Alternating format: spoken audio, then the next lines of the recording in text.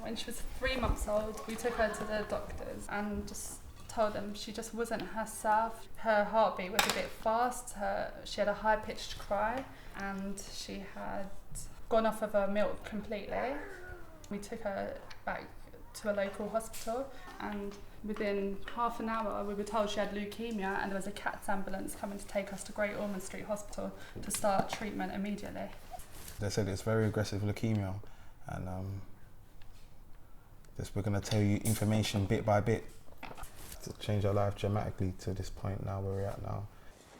She had a bone marrow transplant this year. The day we left the transplant unit 7 weeks later, we was told she had relapsed and things weren't looking good. Everyone was upset.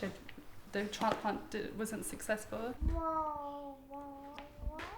Why don't we have a little feel of the tummy? Yeah. Her prognosis was absolutely dismal.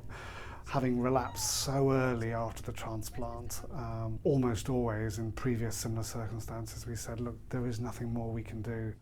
They said, go home and make memories. Make memories, palliative care. And I don't believe in that, like palliative care. I've never been through it before, but I don't believe in us giving up. So we just pushed on, and we got the go-ahead for this treatment that we got today. What we've done here is we've collected white blood cells called T cells from a healthy donor, and we've modified them in several ways. So firstly, we've armed them so they can recognise and kill leukemia cells when they're back in the body.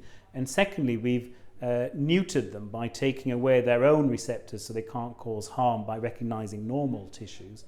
And thirdly, we've taken away a molecule on their surface which effectively means they're invisible to one of the very strong drugs that we use when we treat patients with leukemia and get them ready for procedures like transplantation.